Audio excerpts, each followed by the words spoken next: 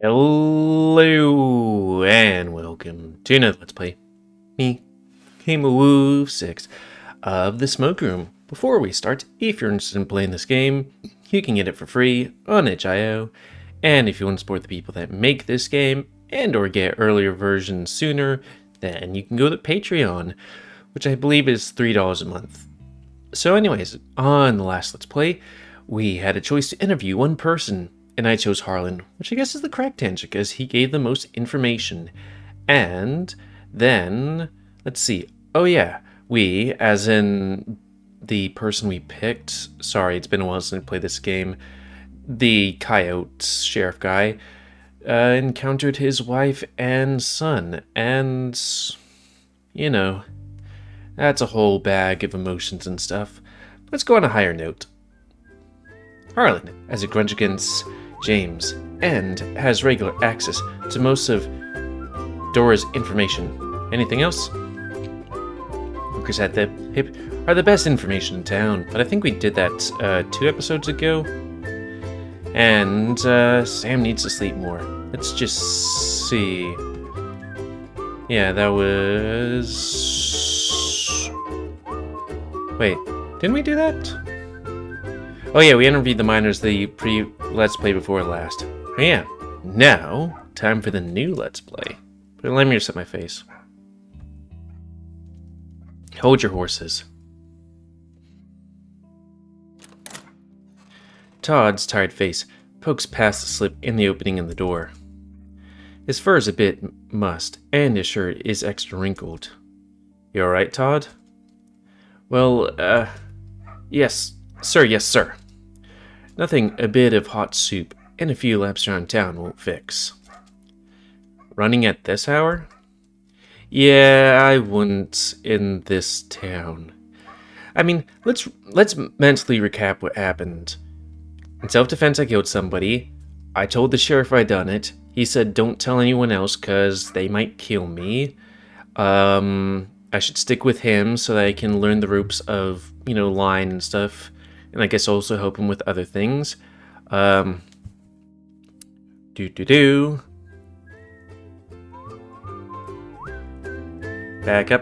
up. Someone was missing, and his body was found frozen and decapitated by a ripping force. Also, he's being, like, unpleasant. They're working together. And, yeah, conspiracies and whatnot. Also, Harlan, don't trust him. Shouldn't trust anybody, though. Wouldn't he trip over his tail? Wait, by running? Don't you run forwards? Seems like you're trying to go awful quick. A good night's sleep keeps me spry, sir. I need to check with my folks soon anyway. You're leaving like Clifford isn't in there behind you. Oh. Well, that's because he isn't. Oh right, because he was staying at the station and I guess he just snuck out? What do you mean he isn't? He said he was ready to leave. You're supposed to be watching him. It was for his own safety. Well, he wasn't under arrest now, was he? No, but that ain't the point. Well, I ran out of things to distract him with, and I didn't feel good about making him stay. But I really ought to get some rest, Sheriff. These shoulder naps ain't cutting it. The other hops down the stoop and waddles across the street with a distracted look on his face. Todd, wait. Sir? Before you go, I need to ask. Whereabouts did you first find Huxley's body, the rat? He scratches the back of his head, as if trying to remember. In a ditch, on the side of the road, coming back from the direction of Playton. Which I guess is the big town. Big city, in a way? About 15 minutes walk east of the station. Close enough to plenty of houses with an ice block then. Oh. Yeah, I was like, I know the desert can be cold, but I don't know if it can be that cold, which would explain that. Was anybody near the body? Sir, no, sir.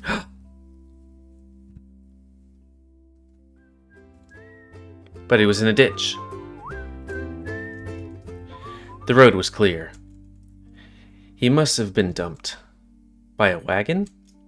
Something like that. Well, I was glad to be of help. Well, you could have also let me know. But it was already gone. Yeah, that's a thing that you should probably not leave out. Like, I don't know where the body was found. William exhales. He looked distracted. It comes and goes in waves. He's been clumsier with just about everything the last few days. What do you think the sudden exit was about? No doubt something irritating. Gonna find out soon enough. I always do. The inside of the prison is a lot less dusty than we left it, which would explain the filth on Todd's shirt. Will's eyebrow lifts as he examines the floor, resting his paw on his hips. Then he walks past the door to his office, stops, then walks backwards, cocking his head as he turns it, pursing his lips as he squints. Oh, for the love of... I walk in through the door and see what he's fussing about. The scattered papers look cleaner and stacked neatly. I mean, sometimes a plus, but also, if you got something going on... His office is remarkably clean. The papers are stacked, the stamps are organized, and there aren't any stray sheets of paper lying around. I told Todd not to mess with anything. But ain't everything better organized this way? I already had an organized system. Now, I just won't be able to find anything for days. Great.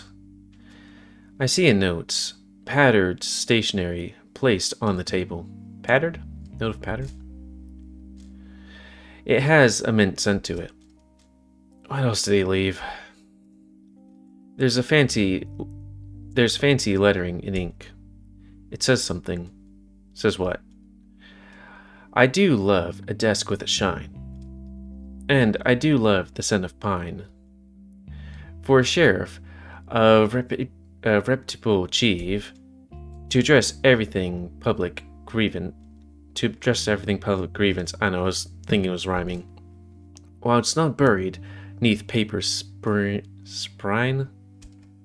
Big words. Big ego. Insolent bastard. Should have known better than to leave Todd alone with somebody that pushy. Nice of them to clean up for you, though. 'Cause I ain't doing that. Didn't ask you to. But if complete strangers are organizing my personal documents, then they have more than enough opportunity to steal information. Just think of that. I have to at least check to see if everything's here now. Yeah, all hell's gonna break loose when people find out who's pissing in the watering trough. Huh? I mean, I can understand the gist of it, but I'm not sure what the context exactly is. I pocket my paws and start walking in the direction of the front door, though he might think that Cynthia stealing might be Cliff's. Or maybe where Nick saw you walking back a month ago. Now, was that a month ago? I swivel on my heel. You wrote that down? You're lucky I burned it. There's all sorts of information in my notes, Sam. They're not for anybody to look at. Not just for anybody to look at. We don't know if they even looked at anything. You're right. We don't know. I'm worried enough about what is, not what might be. Not asking you to be worried. Just to prepare for ugly possibilities whenever something like this happens. I think you're on edge. Do you really need to go and drag me back here just to scare me about Cliff looking at your papers? Or did you find something important in the last 3 hours? Found out my ex-wife is working for Mr. Hendricks. Bet that stings, but so what? She showed me a photograph somebody took of her while she's been sleeping. Right. It was her apartment back in the city. So while she was sleeping, I thought it was like her place, not just her sleeping. Or just her place, not her sleeping. Which means it was almost certainly a mobster. I clicked my tongue. Didn't think it was mobsters back in the tunnel? No, wait, didn't she think it was mobsters back in the tunnel? I don't know what I heard back there, but a photograph's a photograph. And then I'm just thinking back to that scene change. It was like, here's baseball. And I'm like, okay, time to start the new day. And it's like, and here's a cave full of, skinwalkers or something. It's like, what? And I don't think she's lying to me. So what? You think Hendrix is responsible for that? Could be. I never talked much about him to my wife. Or anybody for that matter. His lip tightens as he nods. So somebody I'm not close to had to tell him about her. That means he has contacts who can supply him with information that isn't easy to get. The closeness of his contacts is the question. Either he's paying somebody a pretty penny for knowledge, or he's making deals with long-founded partnerships. Any ideas which? Certainly the former, since the man is loaded. But as for the latter, I don't know how many bridges his father or his grandfather burned. There are a lot of nasty rumors still dogging them from what I hear around town. Nasty? How? The stories I hear go something like this. Over 50 years ago, James's grandfather, James I, hired a Meseta manservant, I guess Native American, sorry, who had a good social relationship with. Over the course of that partnership, said manservantry allegedly murdered over 24 children, manservant, Meseta and settlers alike, and only some of the bodies were recovered. The man was lynched by the town before there was a trial. People also tend to say James was very reluctant about this series of events, leaving the major and the mine on his own, manor and the mine to his son, James II.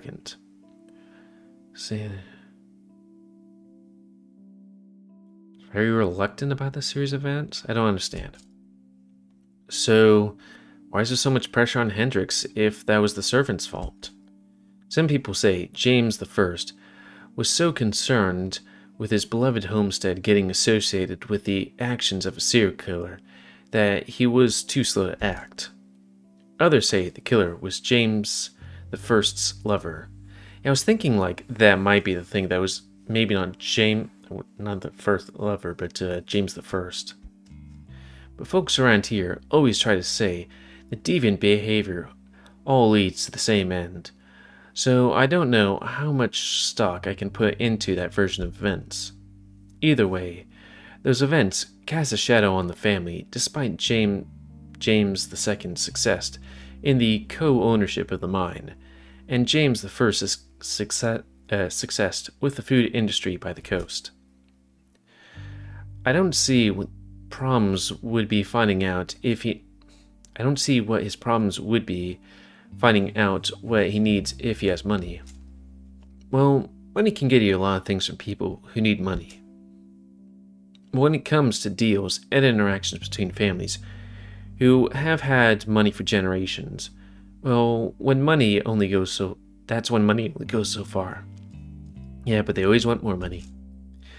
If James is responsible for directing Hattie here, then his family might still have some of those old connections.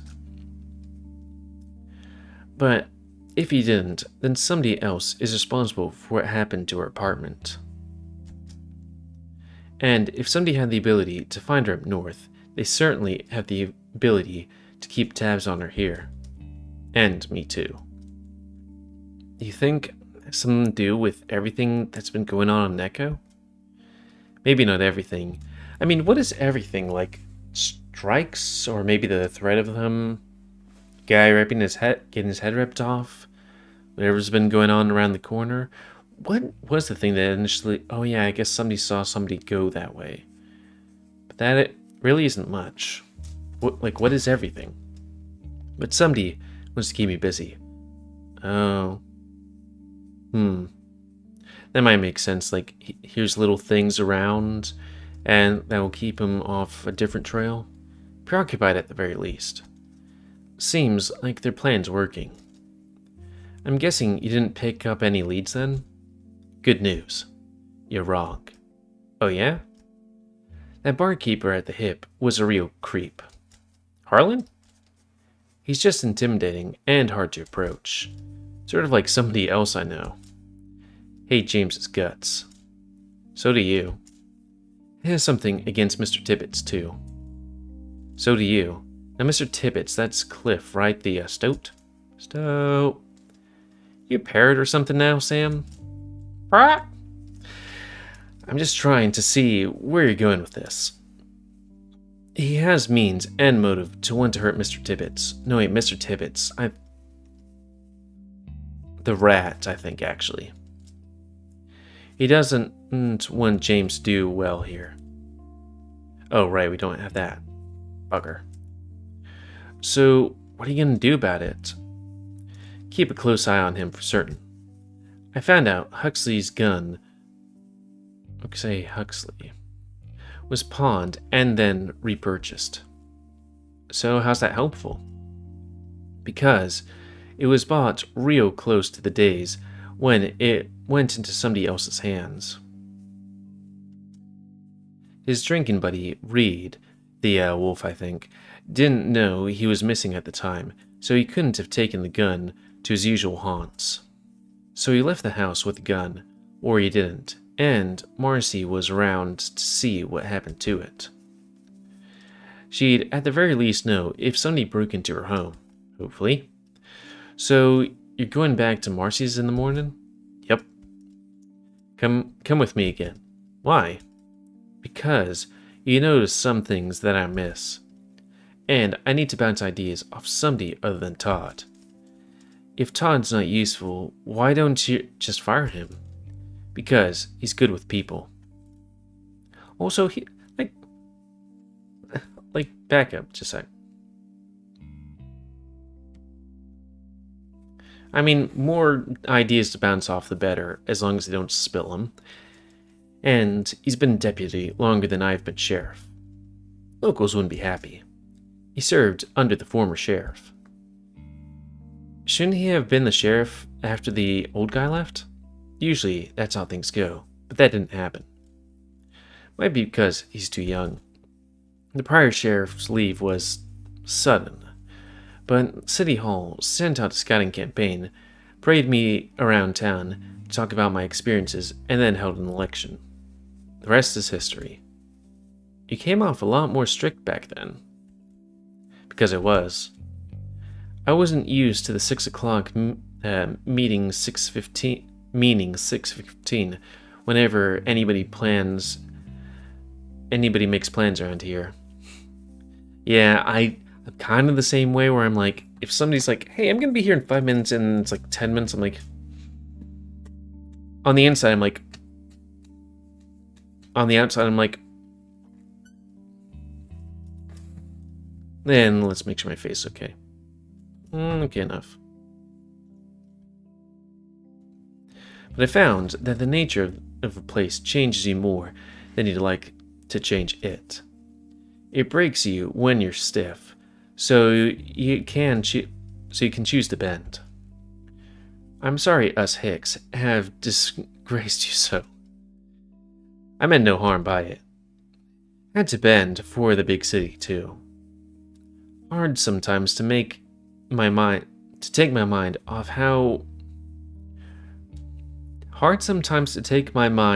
how where you're from in the past is just as much a part of you, of who you are, as where you live now in the present.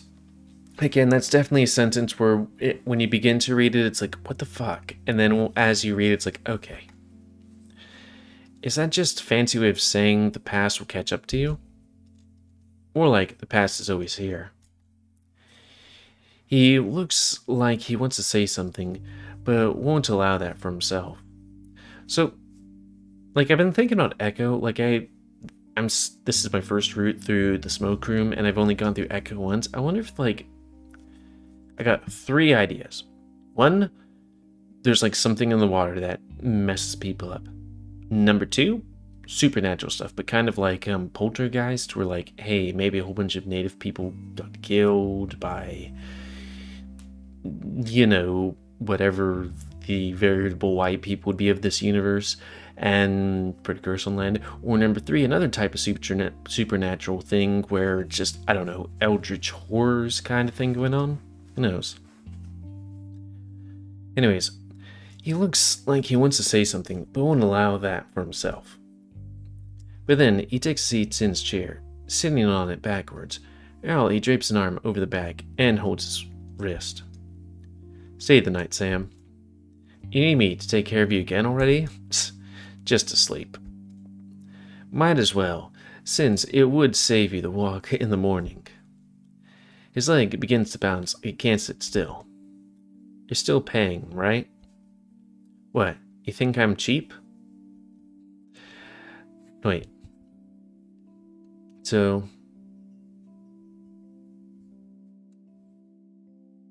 might as well sleep here to save you the walk in the morning, or might as well fuck to save you the walk in the morning?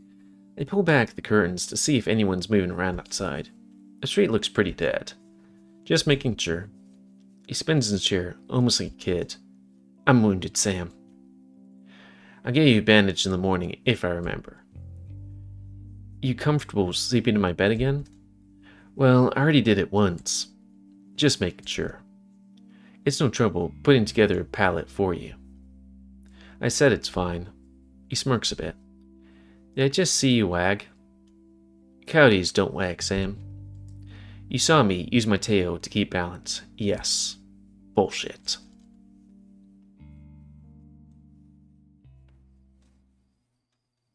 There's something in the walls!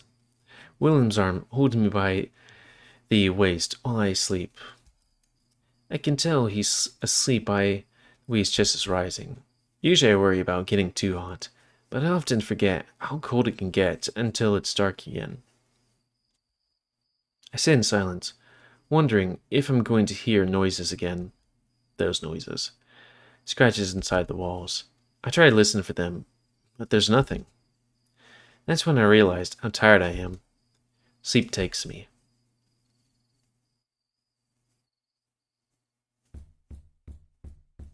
Fuck. I throw the thin sheet off me. William is sitting by his desk, smoking his pipe, and ignores me. Ignores the beating against the door. That's not Todd again, is it? I can tell by the way he knocks on the door. Does he do that every morning? Only when I don't beat him to the lock. Why don't you just give him a key? I told you before that he ought to know where the spare is hidden. I mean, one of those dangly ones on the chain? I mean, one of those dangly ones on the chain. Or his belt. Or his belt. Maybe? You know, I stay in bed longer when my temperature's higher. So it's technically your fault he's out there again, banging. Ooh. He shakes a tin of instant coffee in his mug and starts down it before it's completely dissolved. You gonna add any sugar or honey to that? His glance flicks to me. Also, they had instant coffee back then? Then he tips the mug higher, downing it fast as possible. Though I guess, you know, instant coffee might be a bit easier to transport, you know? The empty mug clatters to the table as he lets it sit. You want any? Nah. The banging gets louder. Ooh. While William yawns in one paw and gestures towards the window with his mug. You get used to it, you know? Let's let him in already. We dress ourselves and get to the bottom of the stairs. I'm the one who opens the door. Well, it's about time.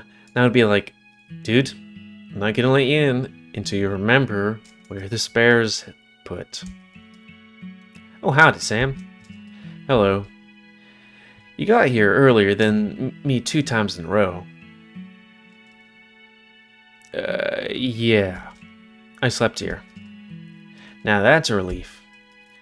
I was about to whump myself for slacking more than a volunteer. No need for any of that. But I will need your due on top of form today. Can you do that for me, Todd? Sir, yes, sir. Good. We're visiting Marcy Green again today. I got a keen suspicion that she's going to know what happened to her husband's gun the day he went missing. But even if she knows, she might not tell us. That gun is crucial to the progress of her case, cause it's connected to the deaths of at least 2 people, the attempts of a life on a 3rd, and injured a 4th. Well, Marcy's really nice. I'm sure she's gonna help us. She still doesn't know her husband is dead, does she? Not unless she helped do it. You think old Marcy could do such a thing? I don't know. You seen how strong she could be? She could rip the head off a person. No, really. But we can't rule out anything too early. She's certainly a suspect, unlikely as it may be. But what would make you suspect such a thing? Clear evidence of domestic abuse, for one. I found out from his buddy Reed that he's a heavy drinker. I also found out from the madame on the hip that he'd brag about controlling her, keeping her in line, so to speak. So domestic abuse, which in these days was par for the course. I'm, hacking on, older generations. Being like, oh, yeah, I'm just gonna drop that. Last time we were there, it looked like she was stuck in place. Like she had made her depend on him for part of her routine. Like he made her depend on him for part of her routine. Depend on him for so long that she couldn't live an ordinary life without him. Why would she hurt him if she relied on him? Sometimes desperate people still need an out. Take into account that she flinches when you speak to her. Baggy clothes are good for hiding bruises. I don't know the extent of what he was doing to her, but I have a pretty good idea about what the situation looked like. If you went too far, she would have fought for her life. Sir. With talk like that, you're really making it seem like she did kill him. Except, there's still the matter of the gun, Deputy Bronson.